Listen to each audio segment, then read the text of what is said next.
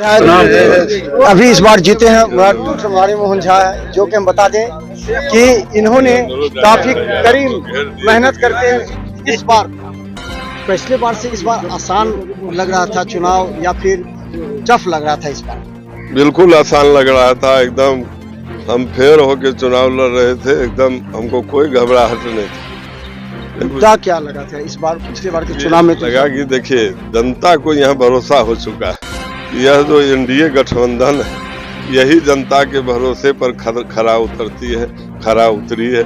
आदरणीय नीतीश कुमार जी के नेतृत्व में आपने 20 साल से बिहार का स्थिति देखा है, देश का स्थिति 11 साल आदरणीय देश के लोकप्रिय जनप्रिय प्रधानमंत्री नरेंद्र मोदी जी के नेतृत्व को आपने देखा है। लोगों को पूरा विश्वास है, यही सरकार के रहने पर यहाँ लोगों को रोजगार भी मिलेगा और देश का विकास भी होगा, प्रदेश का विकास भी होगा। आपने कहा था कि एक मुद्दा था रैयाम चीनी मिल, जो कि रैयाम चीनी मिल को आपने कहा था कि अब यहाँ कार्य प्रारंभ हो गया था GMB आए थे, तो क्या लगता है कि रैयाम चीनी मिल को अब आपकी प्राथमिकता किस तरह होगी उसको प्रारंभ?